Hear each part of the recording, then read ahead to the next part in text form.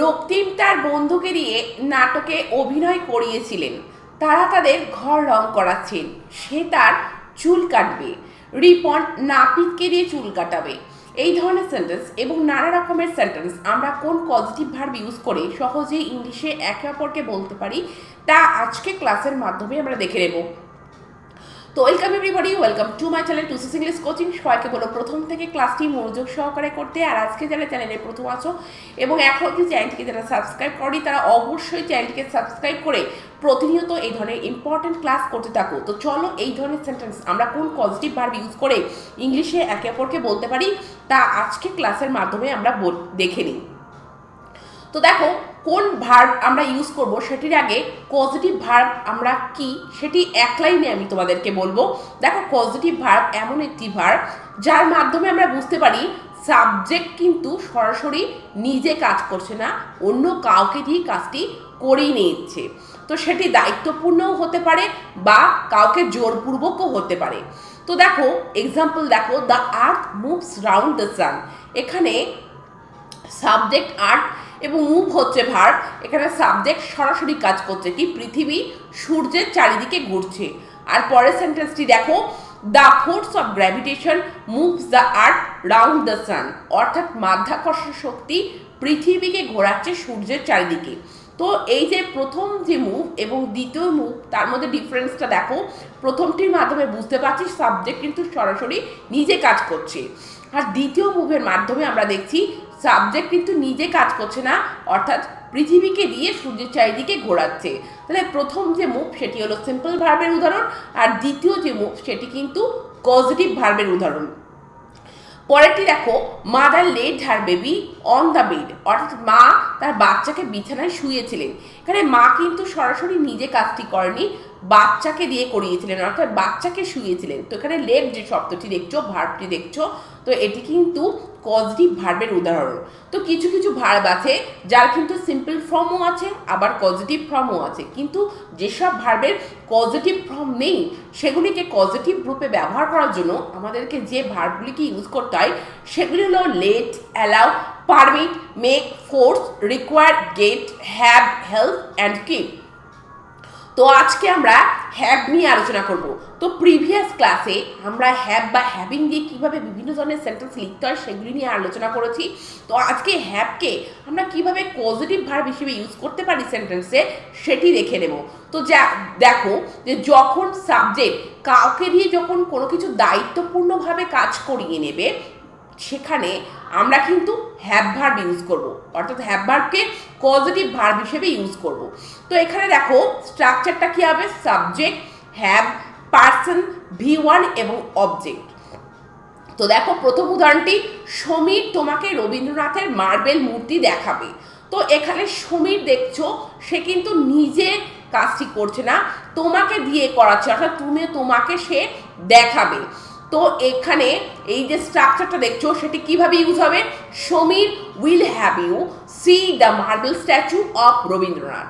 তো দেখো সাবজেক্ট সমীর, দেখাবে, তো টেন্স অনুযায়ী আমাদেরকে কিন্তু হ্যাভ ভার্বটিকে এখানে ইউজ করতে হবে। তো দেখাবে সেই জন্য উইল হ্যাভ, কাকে দেখাবে, তোমাকে, ইউ। তারপরে দেখো V1 ফ্রম সি, কি দেখাবে, the marble statue of Rabindranath. তো দেখো এটি কিন্তু অ্যাক্টিভ ভয়েসের উদাহরণ। কেন, এখানে পার্সন অর্থাৎ কে কাজটি করছে, অর্থাৎ ডুয়ারের কথা উল্লেখ আছে, যে তোমাকে ইউ কথাটি উল্লেখ আছে, এই যে ইউ কথাটি, তার জন্য কিন্তু এটি অ্যাক্টিভ ভয়েসের উদাহরণ। এবং যেহেতু দেখাবে সেজন্য উইল হ্যাভ। এবং এই সেন্টেন্সটি তোমরা সরাসরি পজিটিভ ভার্ব ইউজ অর্থাৎ শো ইউজ করেও লিখতে পারবে, যে Samir will show you the marble statue of Rabindranath. কিন্তু যদি সিরিয়াস সেন্টেন্সটিকে লিখতে চাও তাহলে পজিটিভ ভার্ব হ্যাভ ইউজ করে সেন্টেন্সটিকে তোমরা কিন্তু এইভাবে বলতে পারবে বা লিখতে পারবে। পরের সেন্টেন্সটিকে দেখো, রিপন নাপিতকে দিয়ে চুল কাটাবে। তো এখানে দেখো ডুয়ারের কথা উল্লেখ আছে, আর কে কাজটি করবে, নাপিত। তো এটি অ্যাক্টিভ ভয়েসের উদাহরণ। এবং কাটাবে ফিউচারে, তো সেন্টেন্সটিকে কিভাবে বলবে, রিপন উইল হ্যাভ এ বারবার কাট হিজ ইয়ার। তো রিপন দেখছো সাবজেক্ট, কাটাবে সেই জন্য উইল হ্যাভ, কাকে দিয়ে কাটাবে, অ্যাক্টিভ ভয়েসের উদাহরণ, বারবার। তারপরে V1 ফ্রম দেখো কাট, কি কাটাবে, হিজ ইয়ার, তার চুল। তো তো দেখছো যে রিপন উইল হ্যাভ বারবার কাট হিজ হেয়ার। পরের সেন্টেন্সটিকে দেখো, নীলু একজোড়া চুড়ি স্বর্ণকারের কাছে বানিয়েছিলেন। তো দেখো কাউকে দায়িত্ব দিয়ে এটা কাজটা নীলু করিয়ে নিয়েছিলেন। তো এটি এখানে দেখছো পজিটিভ ভার্বের উদাহরণ। তো সেন্টেন্সটিকে আমরা কিভাবে বলতে পারি, Nilu had a Goldsmith make a pair of bangles. Nilu had a Goldsmith make a pair of bangles. তো দেখো সাবজেক্ট নীলু বানিয়েছিলেন, সেই জন্য এখানে হ্যাভ ভার্ব বসবে, কিন্তু এটার পাস্ট ফর্ম হ্যাড আমাদেরকে প্লেস করতে হবে। কাকে দিয়ে, গোল্ডস্মিথ আর গোল্ডস্মিথ, তারপরে V1 ফ্রম মেক বানানো তৈরি করা, তো মেক বসবে, কি বানিয়েছিলেন, এ পেয়ার অফ ব্যাঙ্গলস। পরের সেন্টেন্সটিকে দেখো, আমি তোমাকে দিয়ে একটি চিঠি লেখাবো। আমি কিন্তু নিজে লিখবো না, আমি তোমাকে দিয়ে লেখাবো, এবং লেখাবো শব্দটি রয়েছে। তো সেন্টেন্সটিকে কিভাবে বলবো, I shall have you write a letter. I shall have you write a letter. এই প্রত্যেকটি যে সেন্টেন্স দেখছো এগুলি কিন্তু অ্যাক্টিভ ভয়েসের উদাহরণ। তোমাদের বারবার বলছি, কারণ এখানে ডুয়ারের কথা উল্লেখ আছে, অর্থাৎ কাকে দিয়ে লেখাবো, তোমাকে, এই যে ডুয়ার ইউ তার কথা উল্লেখ আছে। তো আই সাবজেক্ট, লেখাবো সেজন্য শ্যাল হ্যাভ, কাকে দিয়ে, তোমাকে দিয়ে, ইউ রাইট আ লেটার, একটা চিঠি লেখাবো। পরের সেন্টেন্সটিকে দেখো, রক্তিম তার বন্ধুকে দিয়ে নাটকে অভিনয় করিয়েছিলেন। তো করিয়েছিলেন তার জন্য আমরা কিভাবে বলবো, Raktim had his friend act in the play. Raktim had his friend act in the play. তো সাবজেক্ট রক্তিম, করিয়েছিলেন সেজন্য হ্যাড, কাকে দিয়ে, active voice his friend, act হচ্ছে অভিনয় করা, ইন দ্য প্লে অর্থাৎ নাটকে। পরের সেন্টেন্সটি দেখো, সে একজন মেকানিককে দিয়ে মোবাইল মেরামত করিয়েছিল। তাহলে দেখো করিয়েছিল, তো দেখো এটি পাস্টে রয়েছে, তো কিভাবে বলবে, he had a mechanic repair his mobile. He had a mechanic repair his mobile. তো এখানে দেখছো সাবজেক্ট হি, করিয়েছিল সেজন্য হ্যাড, কাকে দিয়ে, ডুয়ারের কথা, আ মেকানিক, তারপরে দেখো V1 ফ্রম রিপেয়ার, কি করিয়েছিল, হিজ মোবাইল, তার মোবাইল। এবার দেখো সেন্টেন্সগুলি খুবই মজাদার। এখানে কিন্তু কতগুলি প্যাসিভ ভয়েসের উদাহরণ দেবো। হ্যাভ পজিটিভ ভার্ব ইউজ করব, কিন্তু প্যাসিভ ভয়েসে, অর্থাৎ সেখানে ডুয়ারের কথা উল্লেখ থাকবে না। রিপন নাপিতকে দিয়ে চুল কাটাবে, এই যে নাপিত ব্যাপারটি রয়েছে, কিন্তু এখানে দেখো সে তার চুল কাটাবে। কাকে দিয়ে কাটাবে এই কথাটা কিন্তু আমরা উল্লেখ করছি না। তো এই যে সেন্টেন্সটা, এটি দেখছো প্যাসিভ ভয়েসের উদাহরণ। এবং প্যাসিভ ভয়েসে হ্যাভ ভার্বকে যখন আমরা পজিটিভ রূপে ইউজ করব, পজিটিভ ভার্বের রূপে, তখন দেখো স্ট্রাকচারটা হবে সাবজেক্ট হ্যাভ, তারপরে অবজেক্ট, এবং তারপরে V3। এবং হ্যাভকে সবসময় মনে রাখবে টেন্স অনুযায়ী কিন্তু হ্যাভের পরিবর্তন হবে। তো সে তার চুল কাটাবে, কাকে দিয়ে কাটাবে এটা কিন্তু উল্লেখ নেই, প্যাসিভ ভয়েসের উদাহরণ। তো কিভাবে বলবো, he will have his hair cut. He will have his hair cut. তো দেখো সাবজেক্ট হি, কাটাবে উইল হ্যাভ, তারপরে দেখো অবজেক্ট, কি কাটাবে, তার চুল, হিজ হেয়ার, এবং কাট, কাটানো।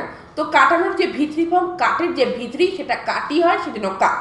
পরের সেন্টেন্সটি দেখো, তারা তাদের ঘর রং করাচ্ছেন। তো টেন্সটি কিন্তু প্রেজেন্ট কন্টিনিউয়াসে রয়েছে। তো কিভাবে বলবে, they are having their house painted.